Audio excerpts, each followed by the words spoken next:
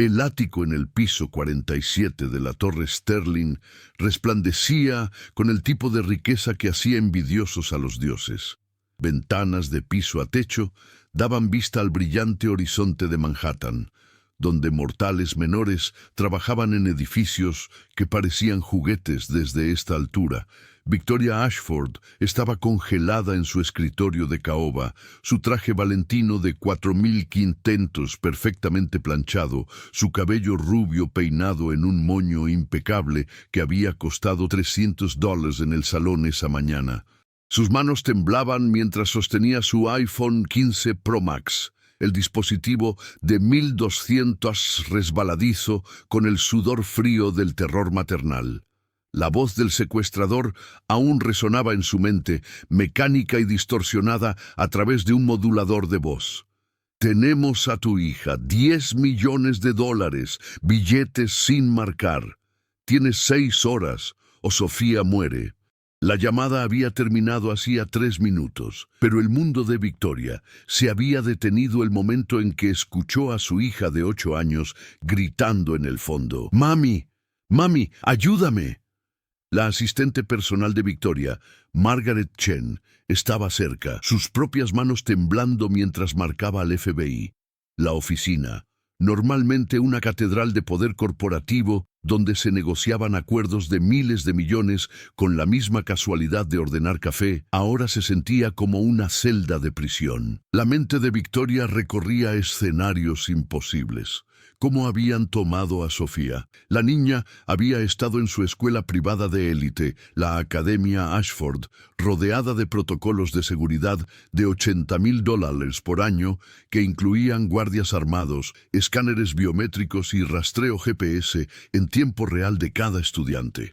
«El FBI estará aquí en 10 minutos», dijo Margaret, su voz apenas estable. «Señora Ashford, la encontrarán. Siempre. No siempre». La voz de Victoria se quebró como vidrio rompiéndose. Su compostura cuidadosamente construida, el control férreo que había construido un imperio tecnológico valorado en 3.4 mil millones, se hizo pedazos en un instante. Cada segundo que perdemos es otro segundo en que mi bebé está aterrorizada. Consígueme el efectivo. No me importan los protocolos del FBI. Consigue el efectivo. ¿Alguna vez has sentido ese momento en que tu mundo entero pende de un hilo? Si alguna vez enfrentaste una crisis que puso a prueba todo lo que creías saber, presiona ese botón de suscripción. Porque esta historia está a punto de mostrarte que la salvación puede venir de los lugares más inesperados. Y lo que sucede después desafiará todo lo que crees sobre el juicio y el valor. El equipo de seguridad de Victoria se reunió en su oficina en cuestión de minutos. 6 especialistas exmilitares, cada uno ganando $150,000 anualmente, para proteger a la familia Ashford, ahora estaban tan inútiles como muebles. Su equipo táctico, su entrenamiento, sus costosos sistemas de vigilancia, todo sin sentido contra un enemigo que de alguna manera había eludido todo. Las puertas del ascensor se abrieron y 2 agentes del FBI entraron, sus trajes de confección en contraste con la armadura de diseñador de Victoria. La agente especial, Patricia Morrison, una mujer de unos 50 con cabello gris acero y ojos que habían visto demasiados de estos casos, se acercó con calma practicada. «Señora Ashford, necesito que me cuente todo sobre la llamada». La respuesta de Victoria fue mecánica, su mente en otro lugar, atrapada en el sonido de los gritos de Sofía. Voz distorsionada. Exigieron 10 millones. 6 horas. Dijeron que la matarían. Proporcionaron prueba de vida más allá de la inicial. Escuché a mi hija gritando. La compostura de Victoria se hizo pedazos de nuevo. ¿Qué más prueba necesitas? Estamos perdiendo tiempo. Cada segundo que estás aquí haciendo preguntas es otro segundo en que ella está. La puerta de la oficina se abrió violentamente, no las elegantes puertas automatizadas que susurraban con bisagras neumáticas, sino una intrusión violenta y desesperada que hizo que todos giraran hacia el sonido. Un hombre tropezó entrando. No caminó, no entró. Tropezó como algo que había sido arrojado. Llevaba un abrigo. Aunque llamarlo abrigo era generoso. Era una cosa marrón andrajosa, sostenida por mugre y desesperación, más agujeros que tela. Debajo, capas de ropa que tal vez habían sido de diferentes colores una vez, pero ahora eran uniformemente grises, con la pátina de la vida callejera. Su barba era un bosque enmarañado que no había visto tijeras en meses, salvaje y apelmazada, como algo que crecía en lugares abandonados.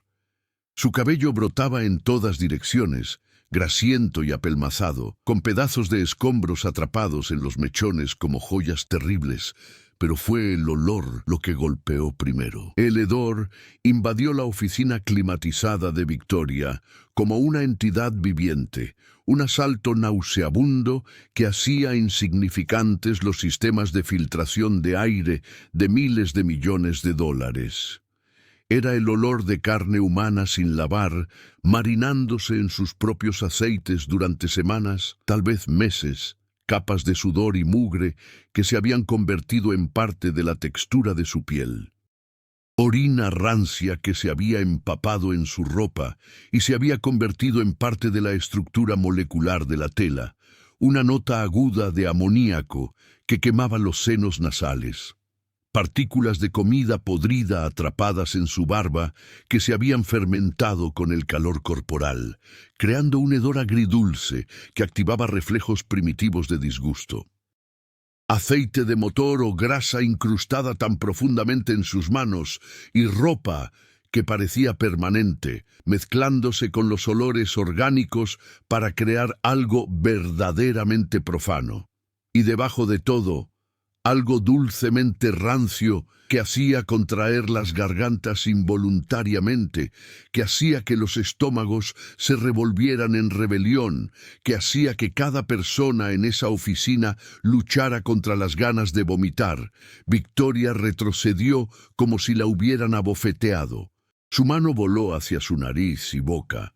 Su perfume caro, de repente inútil, contra este asalto olfativo. Margaret, en realidad, tuvo arcadas, volteándose y presionando su manga contra su cara. ¡Seguridad! La voz de Victoria era aguda de disgusto y rabia. ¿Cómo pasó esta cosa el vestíbulo? El hombre, porque en algún lugar bajo toda esa suciedad y desesperación, presumiblemente había un ser humano, levantó las manos en un gesto que podría haber sido conciliador.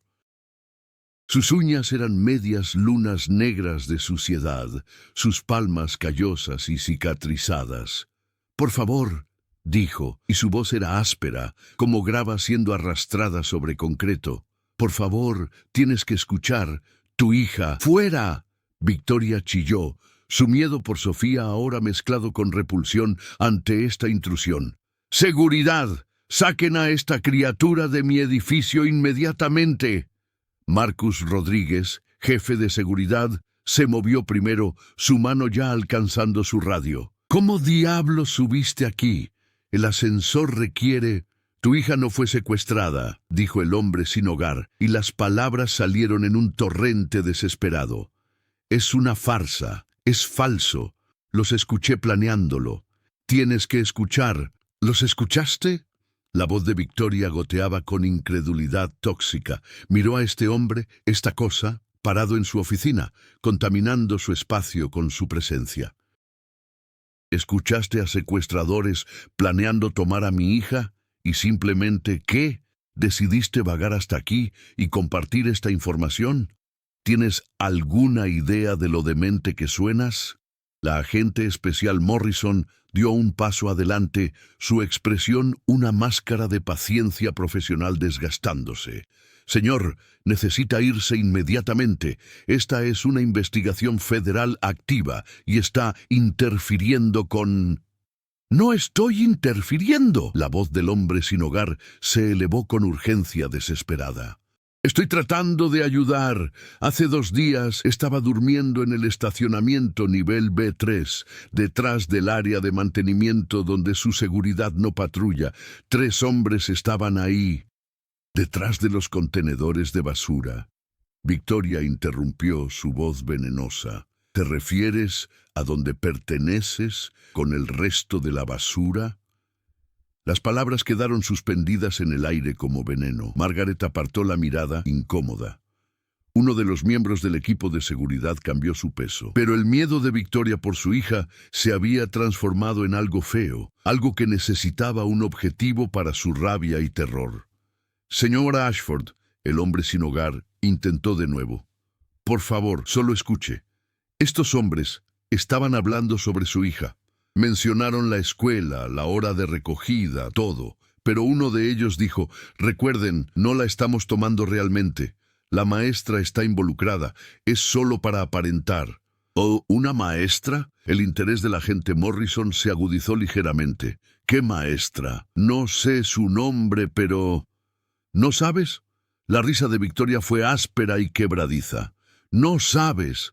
Me estás diciendo que mi hija está en peligro mortal, que hay alguna conspiración elaborada involucrando su escuela, pero tú, un hombre sin hogar que aparentemente vive detrás de contenedores de basura, ¿no sabes ningún detalle real? Los hombros del hombre sin hogar se desplomaron. Sé cómo suena esto. ¿De verdad? Victoria se acercó y su armadura corporativa estaba completamente desplegada ahora. ¿De verdad? Porque desde donde estoy parada, esto parece un vagabundo mentalmente enfermo que probablemente tiene esquizofrenia o psicosis inducida por drogas tratando de insertarse en la pesadilla de una familia. Seguridad, saquen a esta cosa de mi edificio ahora. 2 guardias de seguridad avanzaron. Uno de ellos, el oficial Jake Williams, sacó guantes de látex de su cinturón antes de tocar al hombre sin hogar, ajustándoselos con cuidado exagerado que hablaba volúmenes sobre disgusto y deshumanización. «No voy a arriesgarme con las enfermedades que estés cargando», murmuró Williams lo suficientemente alto para que todos escucharan. Su compañero, el oficial Dennis Cole, hizo lo mismo, sus manos enguantadas una barrera entre civilización y contaminación. «Por favor», el hombre sin hogar suplicó mientras los oficiales agarraban sus brazos. «Por favor, solo revisen la escuela, revisen a la señora Reeves. Ella es la que...» «¿La señora Reeves?» La expresión de Victoria cambió de disgusto a furia fría. «Jennifer Reeves ha sido la maestra de Sofía durante 3 años. Ha estado en nuestra casa. Ha sido investigada por firmas de seguridad que cobran $50,000 por verificaciones de antecedentes. Y tú quieres que crea que ella es parte de una conspiración de secuestro porque escuchaste algo mientras dormías en tu propia suciedad detrás de un contenedor de basura». «Señora, sé lo que escuché. No sabes nada». La voz de Victoria alcanzó un tono que hizo que las ventanas parecieran vibrar. «Eres un hombre sin hogar. Probablemente tienes enfermedad mental. Definitivamente tienes problemas de abuso de sustancias. Puedo oler alcohol en ti, mezclado con Dios sabe qué más. Duermes detrás de contenedores de basura. Probablemente no has tenido un pensamiento coherente en meses. Y realmente piensas, que voy a confiar en tu palabra por encima del FBI, por encima de mi equipo de seguridad, por encima de profesionales capacitados».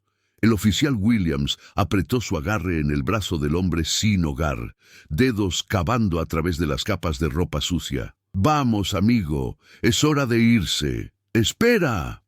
La desesperación del hombre sin hogar alcanzó un punto álgido. Intentó alejarse, y fue entonces cuando todo escaló. La paciencia del oficial Cole se evaporó. En un movimiento brutal, giró al hombre sin hogar y lo estrelló con la cara primero contra la pared de mármol italiano importado de Victoria. El impacto hizo un sonido nauseabundo, carne y hueso, encontrándose con piedra con fuerza terrible.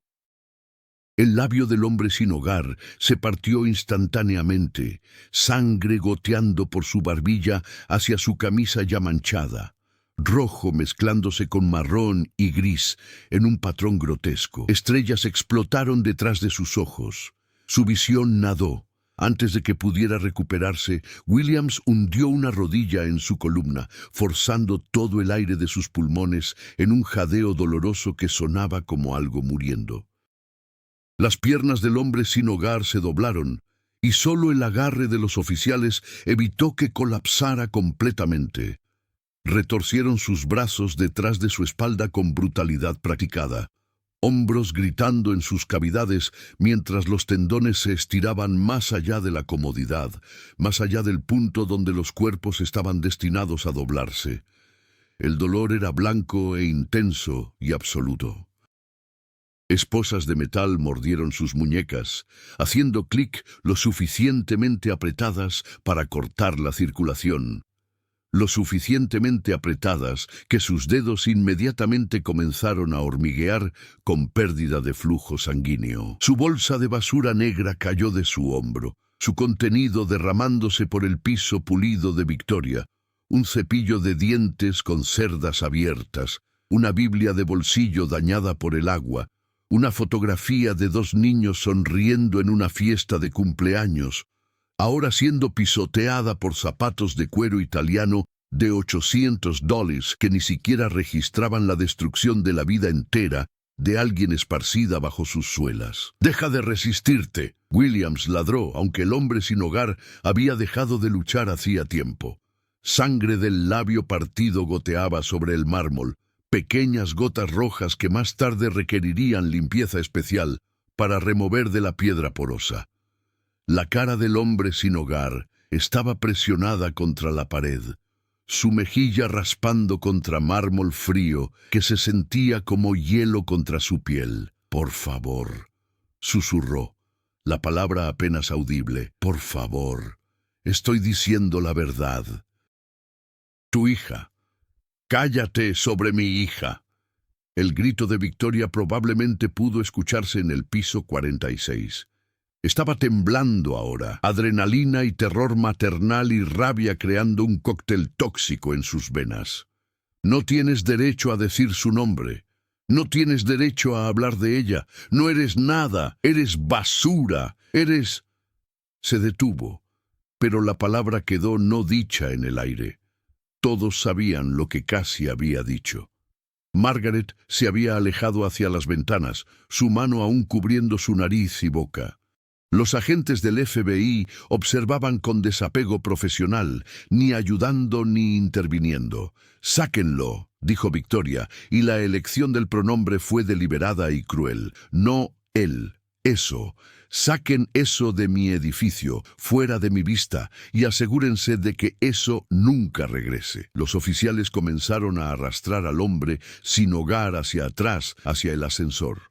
Sus pies luchaban por encontrar agarre en el mármol resbaladizo, pero no encontraron ninguno. Sus botas, cosas gastadas con agujeros en las suelas, sostenidas por cinta adhesiva y oración, chillaron y resbalaron, dejando marcas negras de arrastre a través de la piedra blanca. La bolsa de basura se arrastraba detrás de ellos, rasgándose más con cada tirón, dejando un rastro de toda la existencia del hombre sin hogar, una camisa de repuesto con agujeros en las axilas, una lata de frijoles sin lengüeta, una manta tan delgada que era casi transparente. La gente pasaba sobre los artículos como si fueran basura real, porque eso es lo que veían, no posesiones, no los intentos desesperados de un ser humano por mantener la dignidad, solo desechos que necesitaban ser barridos. «¡Pero la señora Reeves!», el hombre sin hogar gritó, su voz quebrándose. «Revisen sus cuentas bancarias. Le pagaron. Ellos...». El oficial Cole entregó un golpe agudo al riñón del hombre sin hogar. El dolor fue intenso e inmediato, radiando a través de su espalda baja como fuego. El hombre sin hogar jadeó, sus palabras muriendo en su garganta. Para cuando alcanzaron el ascensor, los hombros del hombre sin hogar palpitaban con dolor profundo que duraría días.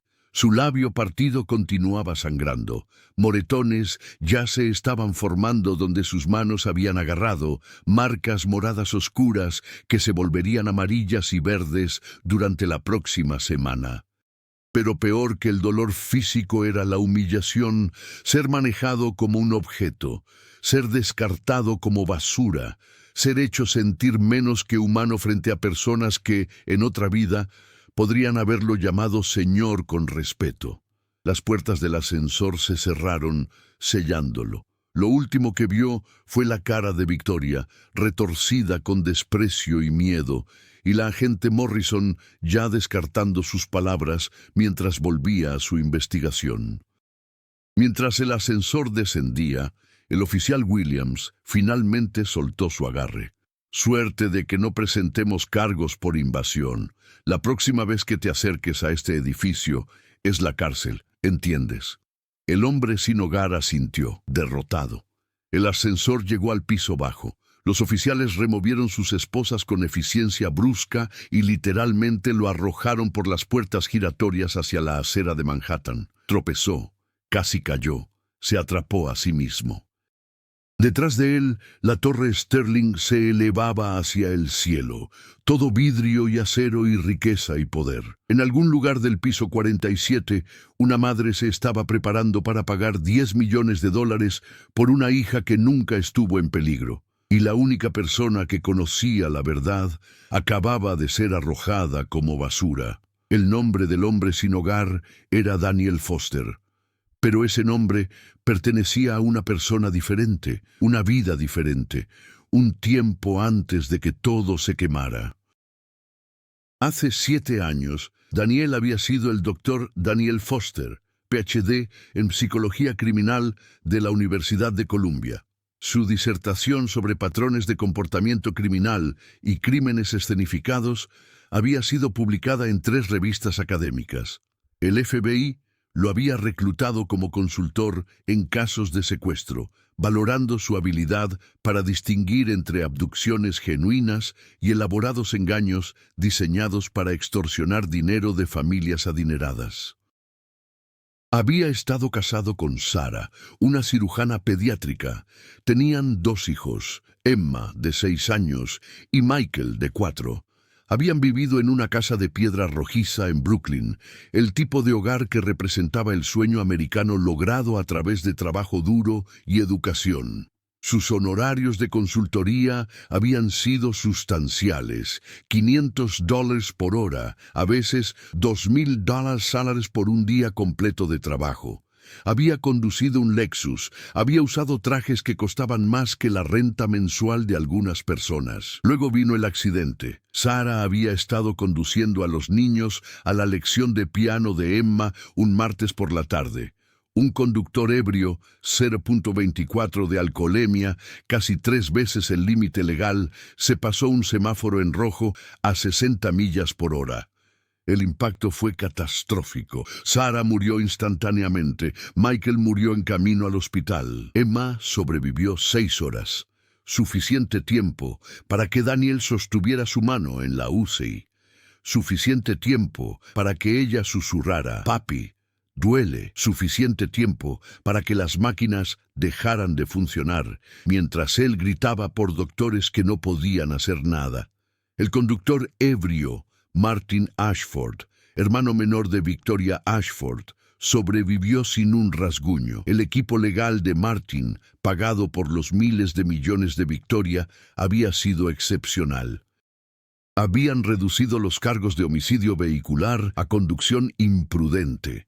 Habían argumentado que Martin tenía problemas de abuso de sustancias que requerían tratamiento, no encarcelamiento. Habían presentado testigos expertos que testificaron sobre la adicción como una enfermedad. Habían pintado a Martin como una víctima de sus propios demonios. Martin Ashford cumplió 14 meses en una instalación de seguridad mínima que tenía canchas de tenis. Fue liberado temprano por buen comportamiento. Nunca se había disculpado, nunca siquiera había mirado a Daniel durante el juicio. Victoria Ashford había asistido un día del testimonio. Se había sentado en la última fila, su rostro impasible, sus costosos abogados manejando todo. Cuando Daniel había intentado acercarse a ella después para rogarle que hiciera que su hermano asumiera la responsabilidad, seguridad lo había escoltado lejos. La familia Ashford no tiene comentarios, habían dicho. El mundo de Daniel había terminado ese día. Había dejado de consultar, dejado de trabajar. La casa de piedra rojiza había sido vendida para pagar facturas médicas y costos funerarios. Sus ahorros se evaporaron. Su PhD se volvió insignificante cuando no podía obligarse a pensar sobre psicología criminal sin ver las caras de sus hijos. Sus credenciales no significaban nada cuando no podía pagar la renta. Había descendido lentamente, primero durmiendo en sofás de amigos, luego refugios. Luego las calles cuando los refugios estaban llenos. Luego estacionamientos donde era más cálido que afuera. Luego, detrás de contenedores de basura donde la seguridad no patrullaba.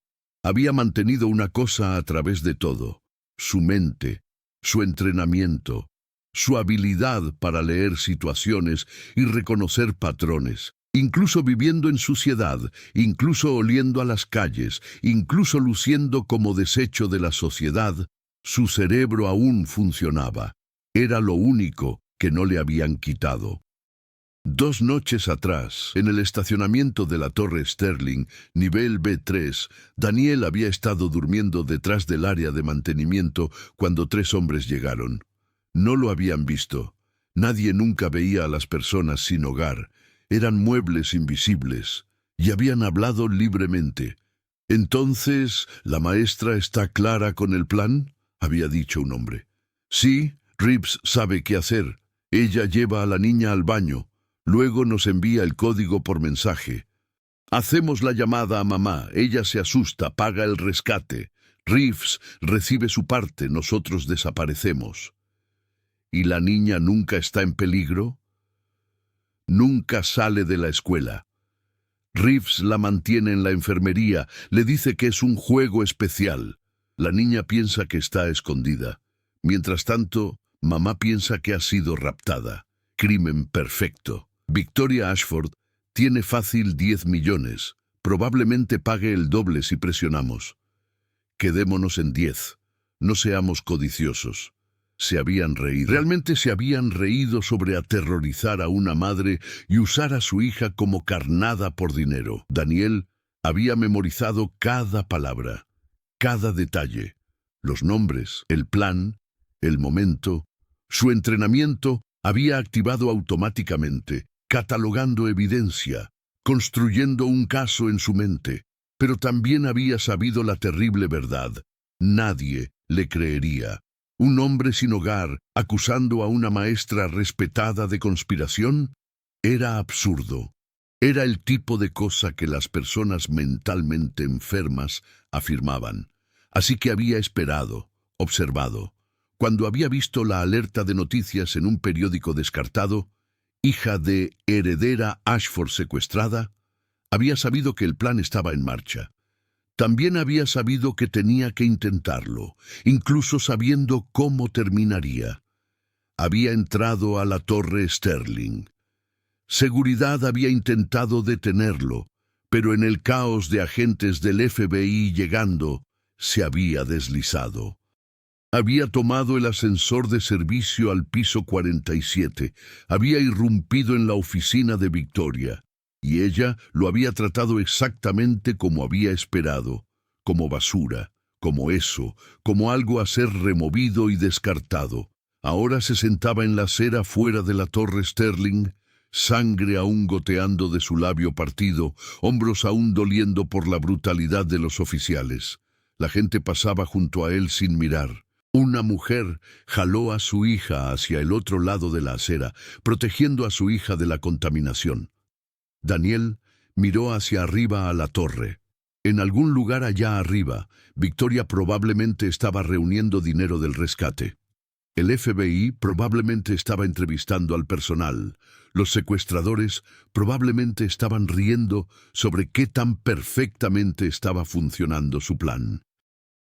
Y Jennifer Reeves probablemente estaba consolando a Sofía en la enfermería, diciéndole a la niña de 8 años que todo estaba bien, que mami vendría pronto, que todo esto era solo un juego. Daniel había intentado, Había hecho todo lo que podía. No había sido suficiente, nunca lo era. Se levantó lentamente, su cuerpo protestando cada movimiento. Necesitaba volver al garaje, volver a su lugar detrás de los contenedores de basura, volver a ser invisible. Pero mientras se daba vuelta para irse, sus ojos captaron algo. Un SUV negro estaba llegando a la entrada de la Torre Sterling. Victoria emergió, rodeada de seguridad, cargando 2 grandes bolsas de lona que indudablemente contenían $10 millones en efectivo. Iba a pagar el rescate, iba a entregar dinero a criminales por una hija que nunca estuvo en peligro, y no había nada que Daniel pudiera hacer para detenerlo. Nada, excepto una cosa. Sacó un teléfono, no un smartphone, solo un teléfono plegable maltratado que había encontrado en un bote de basura, aún funcionando, probablemente perdido por alguien descuidado. Lo había mantenido cargado en la biblioteca pública. Ahora marcó un número de memoria. Departamento de Policía de Nueva York. ¿Cómo puedo? Jennifer Reeves, maestra en la Academia Ashford. Revisen sus cuentas bancarias de la última semana. Encontrarán un depósito de $50,000 de una cuenta offshore. El secuestro a Ashford está escenificado. La niña aún está en la escuela. Reeves está... Señor, ¿quién es? ¿Cómo? Daniel colgó. Probablemente no funcionaría. Probablemente ignorarían una llamada anónima de un número que no podían rastrear. Pero era algo. Era un intento final. Comenzó a alejarse de la Torre Sterling, de vuelta hacia las sombras donde pertenecía gente como él.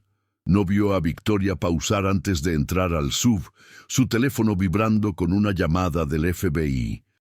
No vio la cara de la agente Morrison cambiar mientras escuchaba el reporte de la comisaría sobre una llamada anónima. No vio el momento en que el mundo de Victoria estaba a punto de cambiar sobre su eje. La agente Morrison estaba en medio de la oficina de Victoria, su teléfono presionado contra su oído, su expresión cambiando de calma profesional a intensidad aguda. «Diga eso otra vez», dijo por teléfono. Una llamada anónima sobre Jennifer Reeves, $50,000 depositados hace 3 días ¿desde dónde? ¿Cuenta de las Islas Caimán? Victoria se congeló en el estacionamiento, las bolsas de lona de repente sintiéndose más pesadas. ¿Qué sobre Jennifer Reeves? Morrison levantó un dedo. Espera, escuchó por otros 30 segundos, su rostro volviéndose más oscuro. No toquen nada. Estoy enviando un equipo a la escuela ahora mismo. Y consíganme una orden para los registros financieros de Reeves. Quiero todo, de los últimos 6 meses. Terminó la llamada y se volvió hacia Victoria. Señora Ashford, necesito que baje esas bolsas y regrese adentro. ¿Qué? No. Tengo 4 horas restantes para... Su hija no está secuestrada, dijo Morrison, y las palabras aterrizaron como bombas. Acabamos de recibir inteligencia creíble de que esto es una trama de extorsión escenificada involucrando a una de las maestras de Sofía. El estacionamiento pareció inclinarse. El agarre de Victoria en las bolsas de lona se debilitó y se desplomaron al concreto con golpes pesados. Eso no es posible. Jennifer ha estado con nosotros por años. Ella recibió $50,000 de una cuenta offshore hace 3 días. Morrison interrumpió. La misma cuenta tiene vínculos con 2 hombres con antecedentes criminales por fraude y extorsión. Señora Ashford, su hija nunca fue tomada. Aún está en la escuela. Las rodillas de Victoria se doblaron. El oficial de seguridad Rodríguez la atrapó antes de que cayera. ¿Aún en la escuela?, susurró. Pero la llamada la escuché gritar. Probablemente grabado durante un día escolar normal, editado para sonar como angustia. Señora Ashford, necesitamos movernos rápido. Si Reeves se da cuenta de que sabemos, podría hacer algo desesperado. Mirando a Daniel ahora, transformado de sombra callejera invisible al hombre que salvó a su hija, Victoria sintió algo quebrarse dentro de su alma. Si esta historia te conmovió, presiona ese botón de suscripción y deja un me gusta, porque lo que sucede después te mostrará que la redención no es solo para los caídos, es para aquellos que aprenden a verlos. El mundo estaba girando. La mente de Victoria no podía procesar este cambio de una realidad a otra. Pero el hombre sin hogar, él dijo. La cabeza de Morrison giró bruscamente hacia ella. ¿Qué hombre sin hogar? Irrumpió en mi oficina antes de que llegaras. Estaba diciendo cosas locas sobre que el secuestro estaba escenificado, sobre que una maestra estaba involucrada, sobre la señora Reeves. ¿Dónde está este hombre sin hogar ahora? Yo hice que seguridad lo sacara. Pensé que estaba loco. Pensé, la voz de Victoria se apagó mientras el peso completo de lo que había hecho cayó sobre ella. Lo llamé eso. Hice que lo estrellaran contra una pared. Lo vi sangrar y no hice nada. La expresión de Morrison era ilegible. Señora Ashford, ese hombre sin hogar loco probablemente acaba de salvar a su hija de un secuestro que no había ocurrido aún. Si hubiera pagado ese rescate, probado que el plan funcionaba, Reeves y sus cómplices podrían haberlo intentado de nuevo. Pero de verdad, la próxima vez. El piso del garaje se sentía como si se estuviera abriendo bajo los pies de Victoria. Todo lo que había dicho, todo lo que había hecho, el desprecio, la deshumanización, la violencia que había permitido. «Necesito encontrarlo», Victoria susurró. «Necesito...» «Primero recuperamos a su hija», dijo Morrison firmemente. «Luego nos preocuparemos de encontrar a su informante sin hogar. Ahora mismo vamos». 15 minutos después, agentes del FBI invadieron la Academia Ashford. Encontraron a Sofía exactamente donde Daniel había dicho que estaría, en la enfermería, jugando un juego en una tableta, completamente ilesa e inconsciente de que algo inusual estaba sucediendo. También encontraron a Jennifer Reeves intentando escabullirse por la salida trasera con una maleta empacada. Había recibido un mensaje de texto de advertencia de uno de sus cómplices que había estado monitoreando escáneres policiales. No había sido lo suficientemente rápido. El arresto fue rápido y exhaustivo. El teléfono de Reeves contenía mensajes de texto coordinando toda la trama. Sus registros bancarios mostraban el depósito de $50,000 y promesas de más después de que se pagara el rescate. Su laptop tenía grabaciones de la voz de Sofía editadas juntas para crear el audio del secuestro. No se suponía que lastimara a nadie. Reeves seguía diciendo mientras los agentes la llevaban esposada. La niña nunca estuvo en peligro. Era solo. Tengo préstamos estudiantiles. Tengo deudas. Victoria Ashford tiene miles de millones. Nunca habría extrañado 10 millones. No se suponía que... Aterrorizaste a una madre y usaste a una niña como carnada, dijo Morrison fríamente. Guarda tus justificaciones para tu abogado. Victoria sostenía a Sofía en la oficina principal de la escuela, su hija confundida pero segura, mientras agentes del FBI procesaban la escena. «Mami, ¿por qué la señora Reeves está esposada? ¿Por qué toda esta gente está aquí?» «No, bebé, no estamos en problemas. Estamos seguras». Victoria enterró su rostro en el cabello de su hija, respirando el aroma de su niña, el aroma que pensó que tal vez nunca volvería a experimentar. Pero incluso mientras el alivio fluía a través de ella, la vergüenza subía como una marea detrás. Un hombre sin hogar había intentado salvar a su hija. Un hombre al que había llamado eso. Un hombre al que había golpeado y arrojado como basura. Un hombre que había conocido la verdad mientras ella había estado cegada por prejuicio y desprecio. «Señora Ashford», la agente Morrison se acercó, «tenemos a Reeves bajo custodia y estamos recogiendo a sus 2 cómplices ahora. Su hija está segura, pero necesito preguntar, ¿este hombre sin hogar que vino a usted, tiene alguna idea de dónde podría estar?» Victoria sacudió la cabeza. «Hice que seguridad lo arrojara. Ni siquiera sé su nombre. Solo vi a una persona sin hogar y asumí». ¿Asumió que estaba loco? ¿Era peligroso? ¿Irrelevante? El tono de Morrison no era de juicio, solo factual. Es un sesgo común, uno que casi le costó la oportunidad de prevenir esto antes de que cambiara de manos el dinero. ¿Puede encontrarlo? ¿Pueden sus agentes? Señora Ashford, hay miles de personas sin hogar en Manhattan, sin un nombre, sin una fotografía, sin ninguna información identificadora.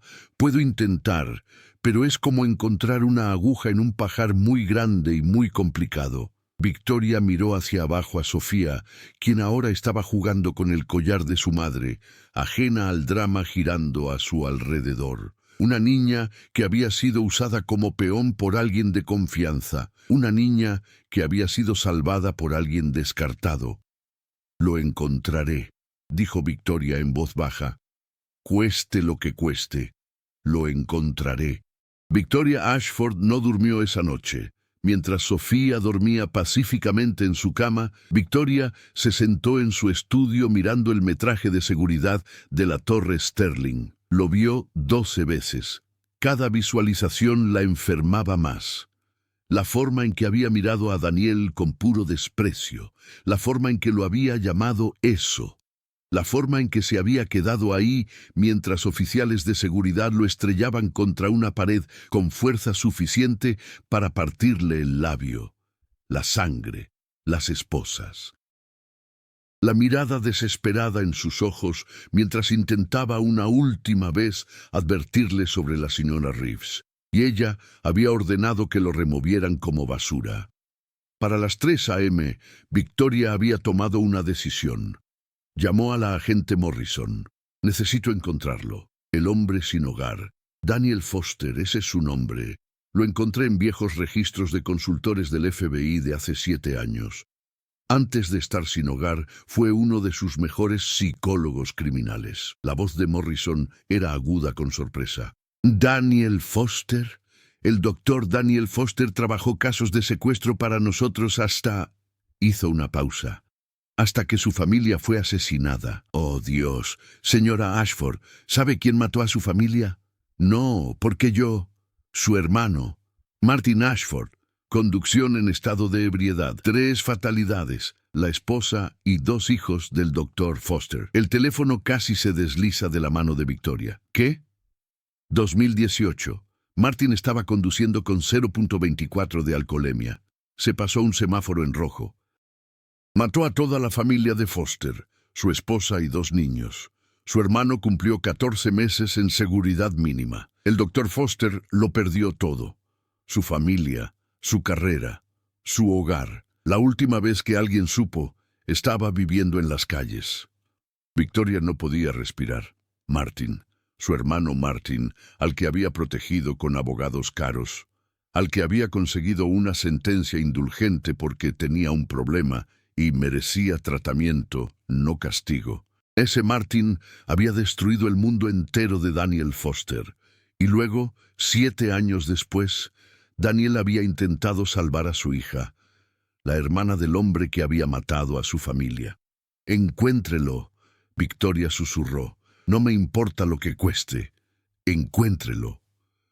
La búsqueda comenzó al amanecer. Victoria contrató 3 firmas de investigación privada, cada una pagada $50,000 por adelantado. Ella personalmente condujo a cada refugio para personas sin hogar en Manhattan, Queens y Brooklyn, mostrando la foto de Daniel al personal y residentes. Un gerente de refugio en el Bronx dijo: «Sí, lo conozco, Daniel, tipo inteligente. Se mantiene para sí mismo, usualmente duerme en la calle, estacionamientos principalmente, prueba los edificios comerciales en Midtown». Victoria regresó a la Torre Sterling y bajó al nivel B3 ella misma. Encontró el lugar de Daniel detrás del área de mantenimiento, exactamente donde él había dicho que había estado. Había una caja de cartón aplanada sirviendo como colchón, una manta delgada y una bolsa de basura negra, un libro dañado por el agua sobre psicología criminal, una foto de 2 niños que ahora sabía eran Emma y Michael. Se sentó en el concreto frío y lloró. «Señora, deberíamos irnos», dijo Marcus gentilmente. «No está aquí». «No, pero regresará. Este es su hogar. Esperaremos». Esperaron 6 horas. Daniel nunca vino. Cuando la tarde se acercaba, Victoria se dio cuenta de que podría no regresar, no a la Torre Sterling, no al lugar donde había sido golpeado y humillado. El tercer día, Victoria recibió una llamada de uno de los investigadores privados. «Señora Ashford, creemos que lo encontramos. La iglesia de San Vicente en Greenwich Village tiene una cocina comunitaria cada tarde». Uno de los voluntarios reconoció su descripción. Victoria estuvo ahí para las 5:45 p.m. Llevaba jeans y un suéter simple, sin etiquetas de diseñador, nada que gritara billonaria. Cuando Daniel no apareció, le pidió ayuda a un voluntario. «Prueba en Washington Square Park después del anochecer. Algunas personas duermen ahí». Washington Square Park estaba oscuro. Personas sin hogar dispersas en las sombras. Victoria caminó lentamente, respetuosamente, preguntando si alguien conocía a Daniel Foster.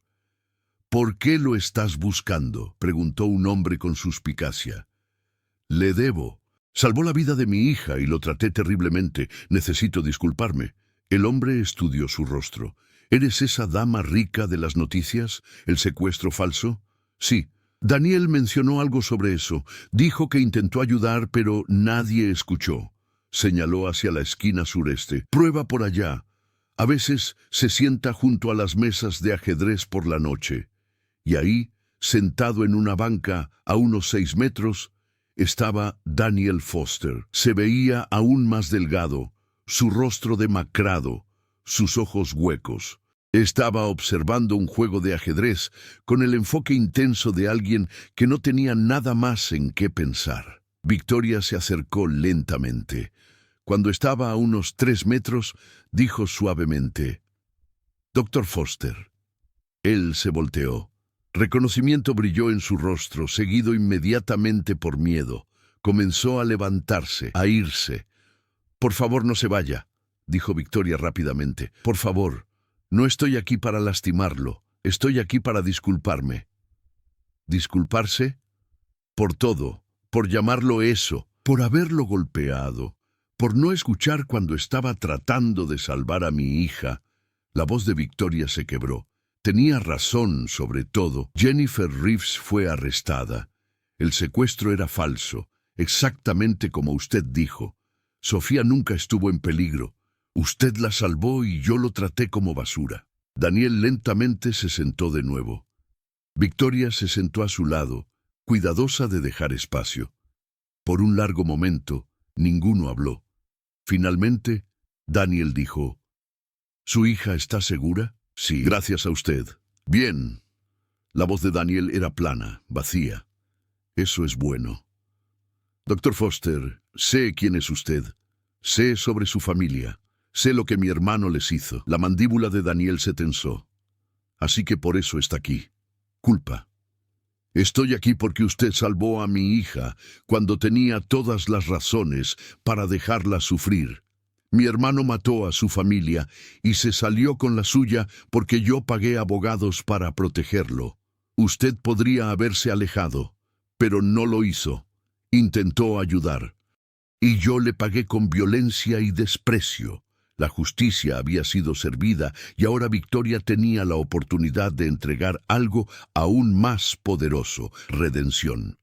Si este momento de responsabilidad te conmovió, suscríbete y presiona ese botón de me gusta.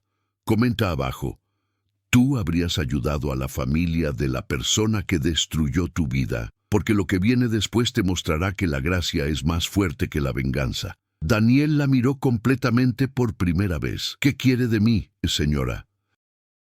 Ashford, quiero ayudarlo, por favor, déjeme ayudarlo. No necesito su caridad. No es caridad, es restitución, es justicia. Victoria se detuvo. No puedo devolverle a su familia. No puedo deshacer lo que Martin hizo. Pero puedo devolverle su dignidad, su vida, su futuro. Por favor, déjeme intentar. Daniel estuvo en silencio por tanto tiempo que Victoria pensó que podría irse. Finalmente dijo: ¿por qué debería confiar en usted? Hace 3 días me miró como si fuera una enfermedad. Porque hace 3 días estaba equivocada, catastróficamente equivocada, y quiero la oportunidad de corregirlo. Si digo que sí, dijo Daniel lentamente, ¿qué pasa? Lo que usted quiera. Un lugar donde quedarse, atención médica, ropa limpia, comida, oportunidades de trabajo. Tengo recursos, doctor Foster. Déjeme usarlos para ayudarlo a reconstruir. Daniel se levantó. Por un momento, Victoria pensó que se estaba yendo, pero en su lugar extendió su mano. Una condición. Quiero ver a Martin. Quiero que sepa lo que me quitó, no por venganza, por la verdad. El estómago de Victoria se contrajo. Martin estaba en rehabilitación en Connecticut costando $75,000 por mes. Pero asintió. Lo arreglaré. Se dieron la mano. Entonces acepto su ayuda, señora Ashford, pero entienda, no lo estoy haciendo por usted, lo estoy haciendo por Emma y Michael. Ellos merecían un padre que no se rindiera con la vida. Voy a convertirme en ese padre de nuevo, incluso si no están aquí para verlo. Los ojos de Victoria se llenaron de lágrimas. Estarían orgullosos de usted. Esa noche, Victoria llevó a Daniel a una clínica médica privada. Los doctores lo examinaron: desnutrición, infecciones no tratadas, problemas dentales, dolor crónico de años en las calles. Nada que pusiera en peligro su vida, pero daño acumulado. Mientras los doctores trabajaban, Victoria preparó una suite en un hotel boutique en Midtown. Limpio, cómodo, privado. Cuando Daniel emergió de la clínica, limpio y usando ropa nueva, Victoria casi no lo reconoció. Las capas de mugre habían escondido un rostro apuesto con ojos inteligentes. Su cabello, apropiadamente cortado y lavado, era oscuro con toques de gris en las sienes. Se veía como lo que era, un hombre brillante que había sido enterrado bajo la tragedia. Llegaron al hotel. Victoria caminó con Daniel a su suite en el 8º piso. Tenía una recámara, un área de estar, una cocineta y un baño con una tina profunda. Daniel se quedó en la entrada, sin entrar. Esto es demasiado. Es temporal. Por favor, doctor Foster, permítase tener esto. Entró lentamente, tocando el sofá, las cortinas, probando si eran reales. Luego se volvió hacia Victoria. Gracias. De verdad, hay comida en el refrigerador. El hotel tiene servicio a la habitación las 24 horas. Aquí hay un teléfono. Mi número está programado. Llámeme si necesita Victoria, algo, dijo Daniel deteniéndola en la puerta. ¿Por qué realmente está haciendo esto? Pensó en mentir, pero él merecía la verdad.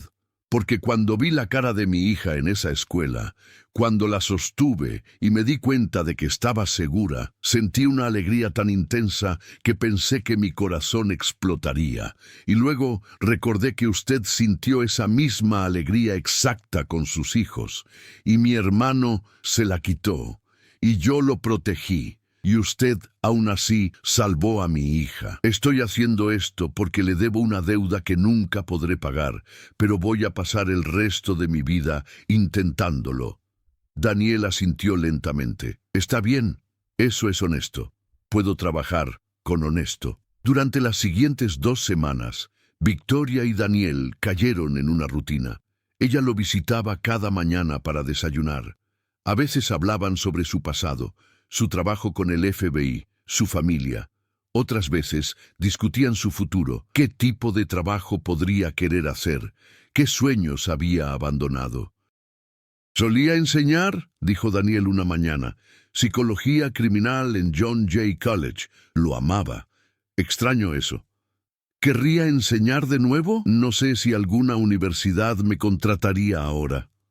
Victoria hizo llamadas. En 3 días, el decano de John Jay College estaba sentado frente a Daniel en una cafetería. Su disertación sobre crímenes escenificados aún se referencia en libros de texto, dijo el decano.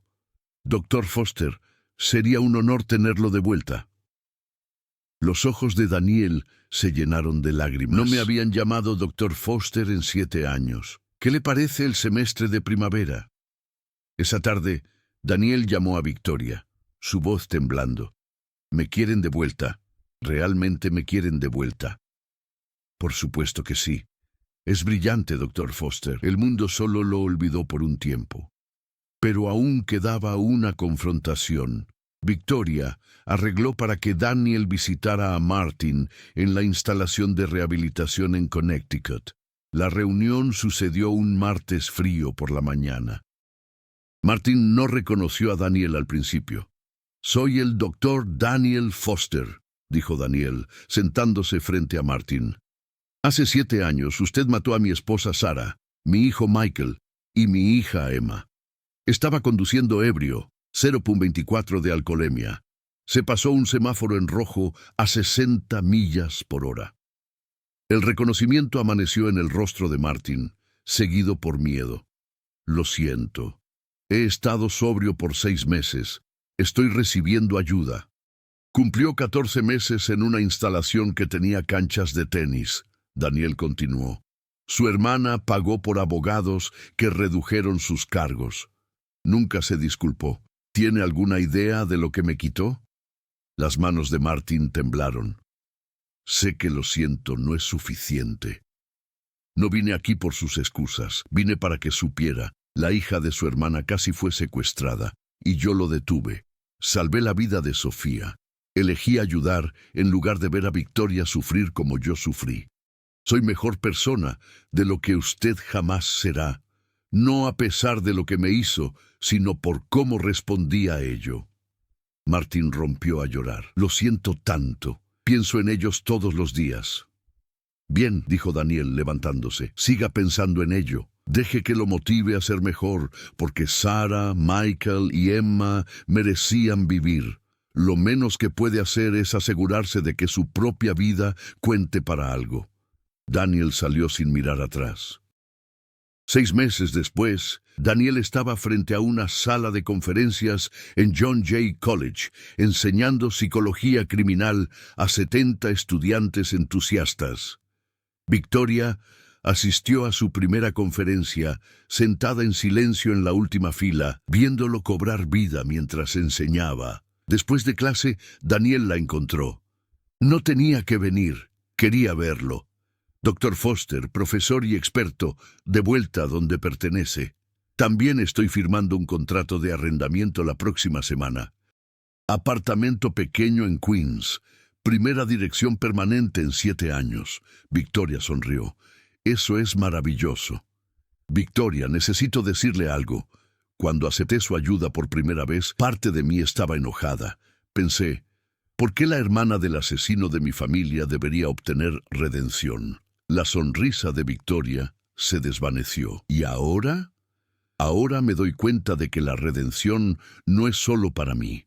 Es para usted también. Lo que Martin hizo fue su pecado, pero protegerlo después fue el suyo. Está tratando de corregirlo.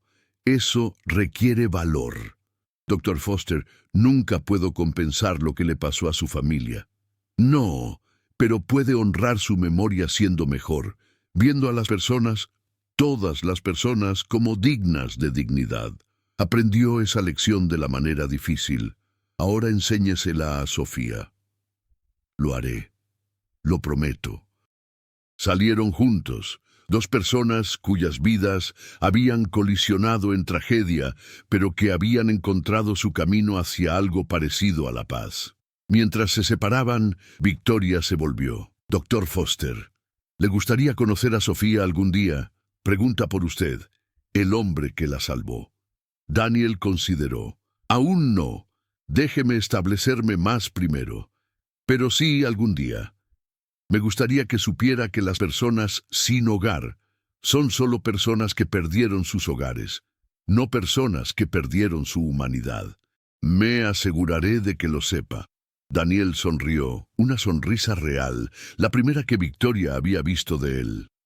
Entonces el legado de Emma y Michael vive, no en mí, sino en lo que le enseñé. Eso es algo.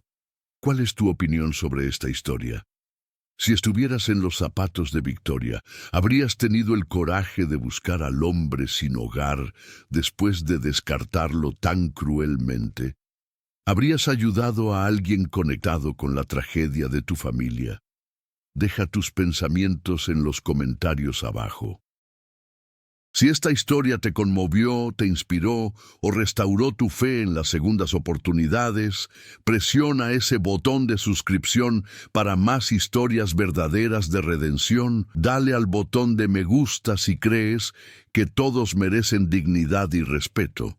Y comparte esta historia con alguien que necesite escuchar que su historia aún no ha terminado. ¿Desde dónde estás viendo? Cuéntanos en los comentarios. Recuerda, las personas invisibles a nuestro alrededor llevan historias que nunca conoceremos a menos que elijamos verlas. Tu historia aún no ha terminado.